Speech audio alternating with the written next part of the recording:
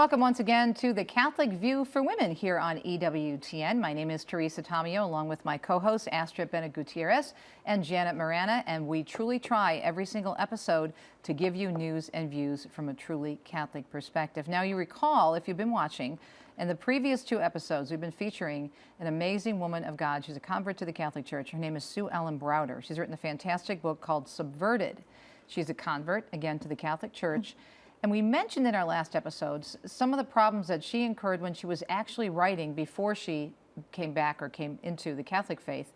She was writing about all these horrible things that were going on in our culture, making up a lot of it. This is when she worked for Cosmopolitan magazine. So she knows firsthand the damage that these types of publications can do. So again, this is not an indication that we're trying to promote a magazine like Cosmo. Quite the opposite. In this episode, we are going to look at how magazines, including Cosmopolitan, really hurt women and especially younger women.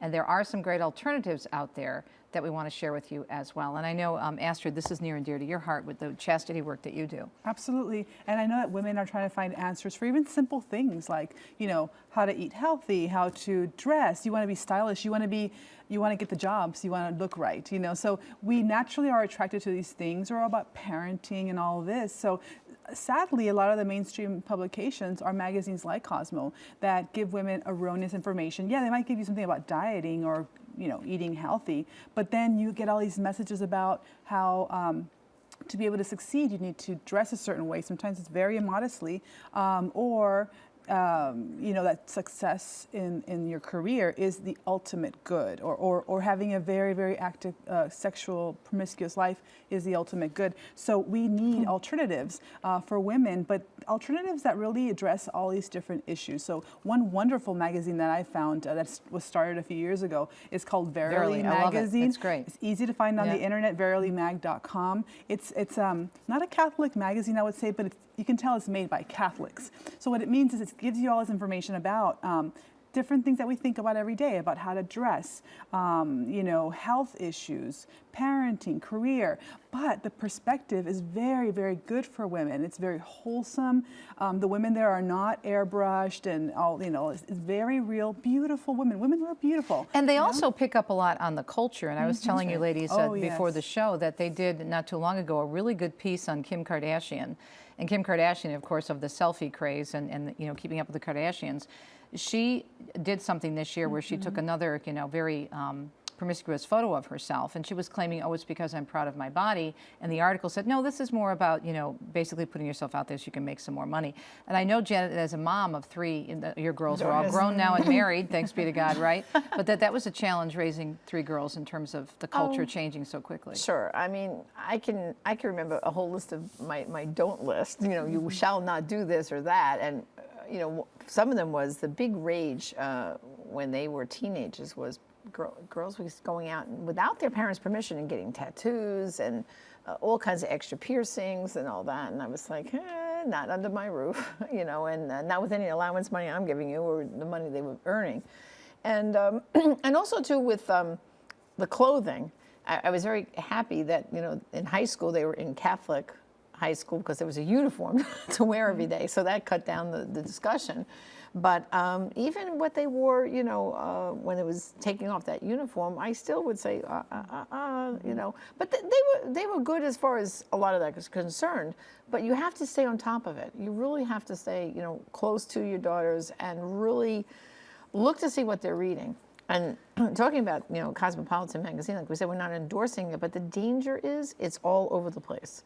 It's at the checkout counter when you go to the supermarket. They're at your grocery store, the Walmart and different stores. Pharmacies, they're there. You know, you go into the big bookstores, it's all over. And also the other danger is you go into your doctor's office. Like you might be bringing your young daughters to the pediatrician or to the dentist. It's sitting there in the pile, and if you find it there, you've got to pick that up. Of course, don't let the daughters read it, but bring it into the doctor and say, do you realize how harmful this magazine is? And I don't want this in the waiting room.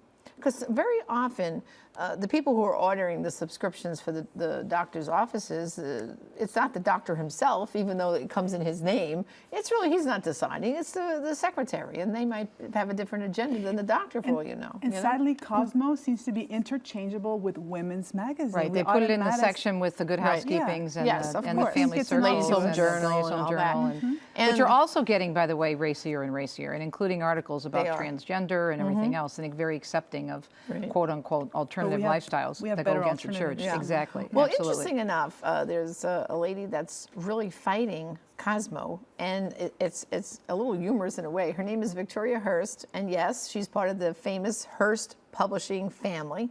Randolph William Hearst is her grandfather, and she is a Christian, and she's horrified what Cosmopolitan has turned into, because it used to be a nice women's magazine. A Sue Ellen brought family that out in her book. in her book, Right. that this is what Cosmo used to be. And Helen Gurley Brown took it in a bad direction. It's just been going down, down, down all the way. Now, Victoria, you would think, well, can't she change this with a magic wand? She can't, because she's only one voting member on a big board. But she says, okay, they're not going to listen to me. She's taken her fight to the public. And she's really trying to raise awareness as to Cosmo will harm your children. So we had a chance to chat with her recently, and let's see what a great crusader Victoria is for the truth. Hi, my name is Victoria Hearst. I am the granddaughter of William Randolph Hearst. Some of you may have heard of him through Hearst Castle in California, or the Hearst Corporation, the publishing company in New York City. And the publishing company of Hearst Corporation produces newspapers and magazines, and we're in television and radio. We have 21 magazines that the Hearst Corporation publishes, and one of them is Cosmopolitan magazine. Many of you probably see that on the rack next to the cashier in stores like Walmart and Target and Food Lion and Publix, other stores. What you probably don't know is that although Cosmopolitan looks like a woman's magazine, a fashion magazine, it is in fact a pornographic magazine. And in one of its departments titled Love and Lust, it has graphic adult sexual pornographic material.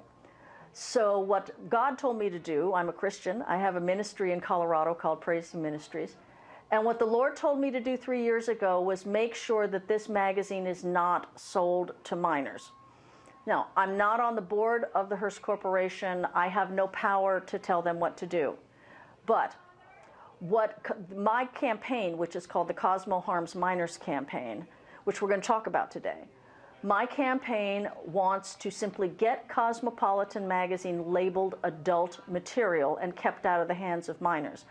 Unfortunately, the people on the board of directors at the Hearst Corporation has absolutely no interest in that. And I have contacted them, I've shown them material, I've shown them the material harmful to minors laws that many states have that prohibit this kind of material to be sold by retailers to minors. And it's unfortunate, but right now the people in authority at the Hearst Corporation simply do not care. Cosmo is our #1 selling magazine, and they need the Lord. They don't care that it contains pornography, and they will not label the magazine. So what we're going to talk about today are the things that I am doing with my Cosmo Harms Minors campaign, along with the National Center on Sexual Exploitation, to have these laws enforced against the magazine in different cities. You have to go to DAs, you have to go to sheriffs, family organizations to build up the pressure for these cities and counties to do that. And also, I'm here today to make you all aware of this magazine. It's not just another dirty magazine like Playboy or Penthouse. Cosmopolitan pushes a lifestyle that they call being a fun, fearless female.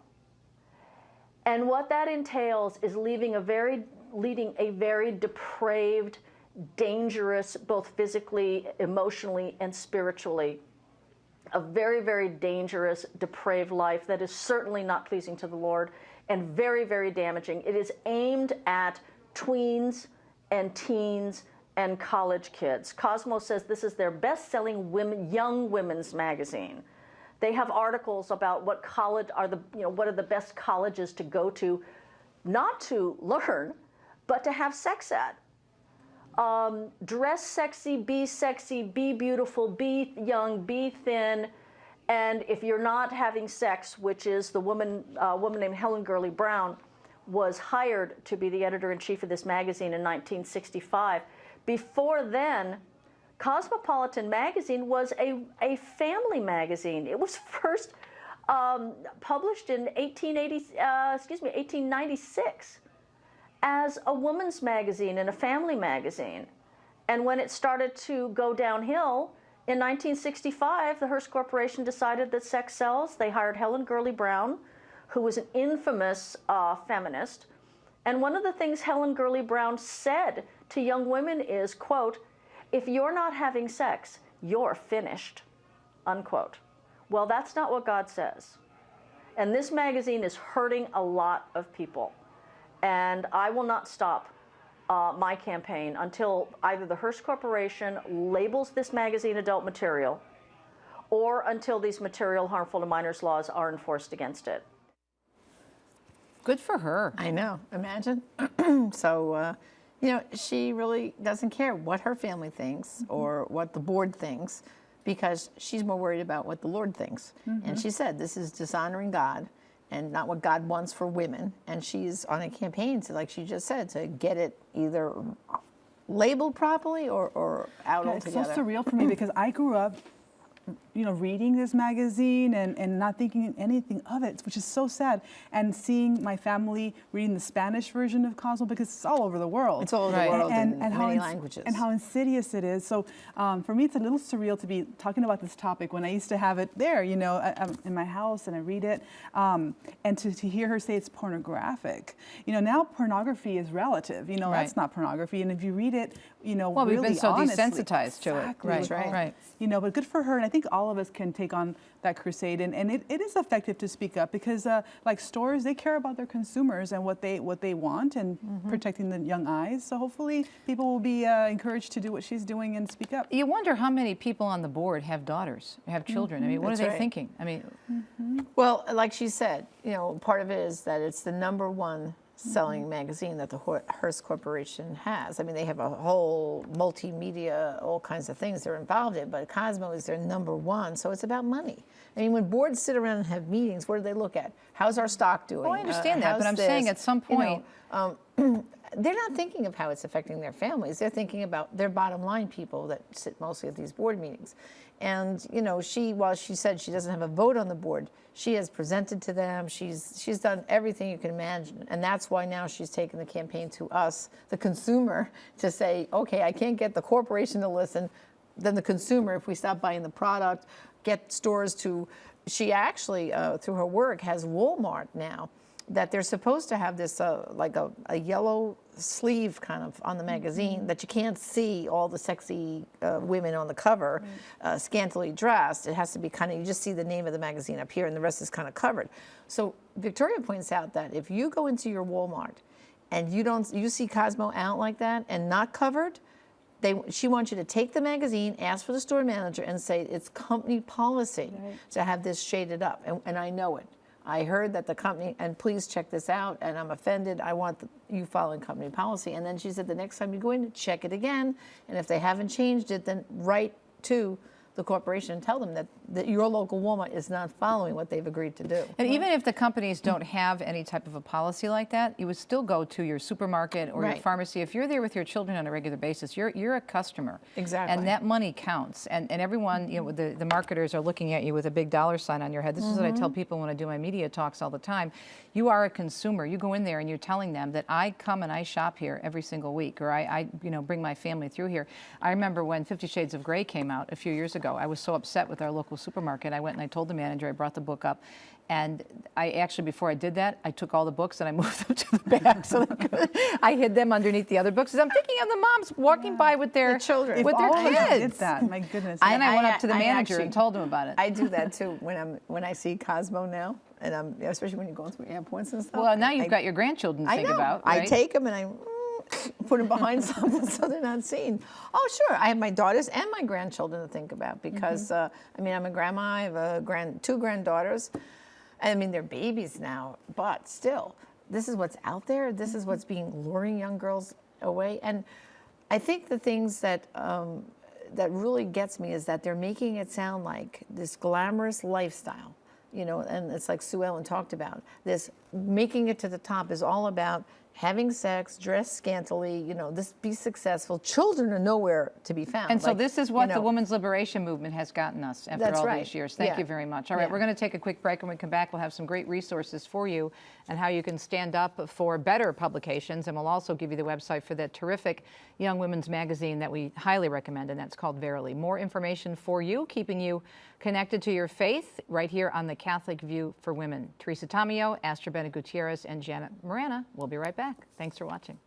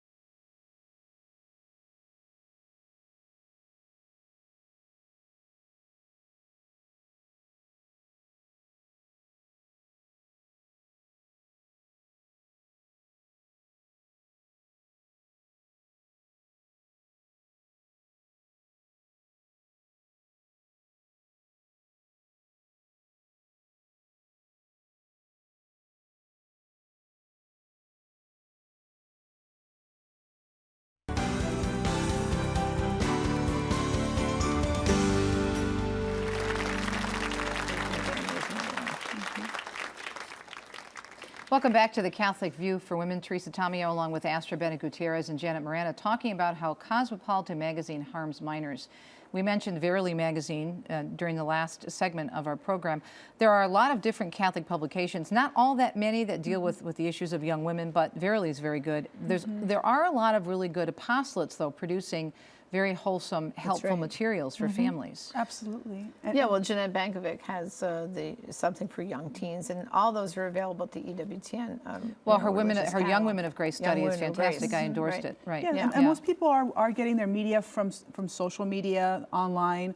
So I would look up things like the Culture Project, the Chastity Project. They have fantastic information that's easily shareable, because you want to share things. You want to read something, you want to share it, and more people will get plugged into good publications. So Verily magazine is online, verilymag.com, but they're on social media, Facebook, Twitter, all that. So there are a lot of things, and like you said, if we begin to saturate our homes with really good material that gives us a different perspective, because we want to be aware of what's going on in the culture, what is the church's take on it. Verily Mag does a great job of doing that, but there's so many other great things online, well, that we can look up. I think what we should do too is, and Teresa, I know you've brought this up before in many of your books, is kind of do a media check of your home. I call it a media reality check. Right. Good. So start with, what magazines are currently coming into your home? What are you subscribing to as a family? Make a list and look at that list and say, are all the publications on this list honoring God? Because that's what Victoria Hearst is really bringing out. Is this honoring God? No, it's not. The Cosmo is going down the other direction. Look and see what's coming into your home. And if there's something that's not good, cancel the subscription and tell them why. And then, make sure you are bringing good things in. Like, what newspaper is your family looking at? Is it maybe National Catholic Register, which is great to get the news of the church? Or are you just relying on your local secular paper that's filled with probably some news, but all kinds of other bad things, I think we have to really look at, and what are our young people reading? Your kids are bringing home from the corner store that they bought a magazine. Look in your children's rooms and see what are they reading. I know I used to check on my daughters and, see like, what's that magazine laying around? What's this? And they say, I don't like that magazine.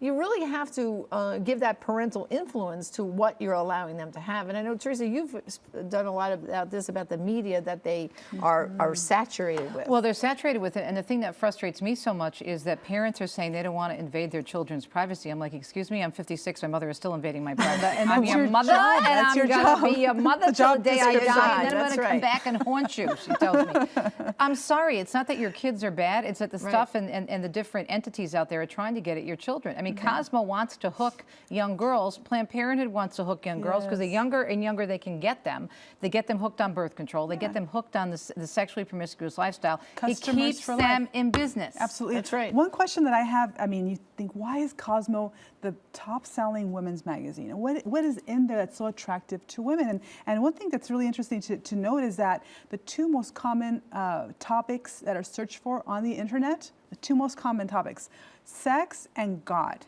So these two things are what people either are driven to. Either it's going to be... What does that tell you? Yeah, exactly. Yeah, So we're feeling this void. Yeah, and sex, of course, God Right. created it, something sublime. Unfortunately, in the wrong context, it's very, very damaging and dangerous. So if you give children, your young people, something compelling, something inspiring, a vision to shoot for, something to fight for, that's attractive to them. It's going to fill that void, and you want it to be filled with God, because God has dreams for your children that you want them to fulfill. But it's up to you to help them get there, and to do it in a loving way, introduce these things. And Verily magazine, for example, is really good. The articles there are very, very good. They're very uplifting. They're very practical. And I think a young woman who is discovering her faith is going to feel so supported that she can be in the world, dealing with the topics that a lot of girls deal with, but in a perspective that honors her dignity. I also like the fact that, as you mentioned earlier, that they're on the cutting edge with these issues that are facing young women. I mean, Kim Kardashian has built an entire industry and now a clothing line from Keeping Up with the Kardashians, and is not, I don't think, a good example for young women and for anybody. And they write about that. They speak about that. And they also, the clothes that they advertise and the fashion sections they do are very contemporary, but they're very well done. There seems to be this image out there that if you're a faith-filled woman, that you have to be frumpy. And Janet Bekovic and I talk about this all the time on the speaking circuit. Faithfulness does not equal frumpiness. You can dress nicely, you can wear makeup, and obviously if you're a mom, you have to decide what age is appropriate for your daughter, but it's okay to look nice. Yes. Right. And in Verily magazine, what I loved is that they're setting a good example for other magazines, because the other magazines are taking notice that Verily magazine does not use airbrushed and photoshopped images. And they said, wait a minute, that must be a good thing for women. So they're beginning to look at Verily magazine as an example. So they really are being a light in the world. Yeah, that's the other thing about Cosmopolitan and these other fashion magazines is these women, they may be real in terms of being real models, but the images are airbrushed, to the nth degree. And so they don't look that perfect or that thin or that shapely, whatever image you're trying to, project depending on the month. Nobody is that perfect. No, not at all.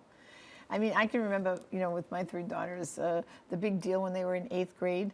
I took them to the department store to one of the nice makeup counters, and as a graduation gift, I had the cosmetologist there, the makeup person, show them, okay, if you're going to wear makeup for your skin tone, here's how you do it, here's the thing, and I got them a little starter set of, okay, when you are going to make makeup, not that they wore it every day, but here, I kind of started them off on the right foot so that they wouldn't overpaint themselves, because there was a big rage back then for a while there where they were like, some girls were wearing this overdone makeup. And so as a mom, I figured, and I'm not very good at makeup myself, so I didn't want to pass on bad advice, so I took them and got them some good advice, you know. And to this day, the three of them, they all do different degrees of how much makeup they wear.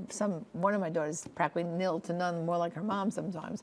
But, you know, sometimes you have to take them hand by hand and show them these different things. And, you know, and I think the good magazines, they're cool too. You know, I don't want people to think that magazine is just like, oh, it's too stuffy. No, they're addressing the issues of the day, but in a godly way, you know. And speaking of godly ways, we have some other great resources too. That's folks. right. Yep. Well, of course, starting with our patroness for our programs, it's the Kitchen Madonna, and of course, her symbolism is beautiful. She has the kettle here, which reminds us to not nourish ourselves in body, but also in our soul spiritually. She has the broom here, which means we keep that house clean, but also cleanliness in our thoughts and in our actions. And of course, the keys here keep the house safe, locked up safe at night, but also she's the one to show us the keys to the kingdom, to Jesus, you know, is the answer. I really like the bronze version. I think it's really pretty. It's beautiful, and it's available at the EWTN Religious Catalog, and I know we all have her in our homes. And I'll tell you, a lot of positive conversations happens around our dining room table because the Kitchen Madonna is there looking over. And of course, we want to get to our homework, right? Which of course, we want to remind everyone about reading Sue Ellen Browder's book, Subverted, which is available at the EWTN Religious Catalog, followed by Teresa's book, Extreme Makeover, also at the EWTN Religious Catalog. And both books really are a nice companion. Yeah, people are actually buying them together. As a set. Yeah. Great, and I highly recommend them. Get your daughters and you to read them too. Also, check out the alternative to Cosmo called Verily Magazine, and you can go to their website, verilymag.com. And then, of course, go to our website, thecatholicviewforwomen.com, for more information. All information on our other program is there. Plus, we have a sign-up form for our monthly newsletter we send out via email. And also, 2 previous episodes there. There's a great link, too, where you can purchase at the EWTN catalog the full series of these shows. You can have the whole series. And then, therefore, you can watch them with your daughters and have a discussion of these important topics. And finally, we, as you said, social media, Astrid, we're on Facebook. So like the Catholic View for Women. Be our friend. Be our friend on Facebook. All right, ladies, thanks for Janet Morana from Priest Her Life and Silent No More, and of course, Astrid Bennett Gutierrez from the Vita Initiative. I'm Teresa Tomeo from Catholic Connection and EWTN. Thanks for watching another episode of The Catholic View for Women. And remember, you can do a lot better, and so can the entire world, than Cosmo Magazine. We'll see you next time on The Catholic View. Take care.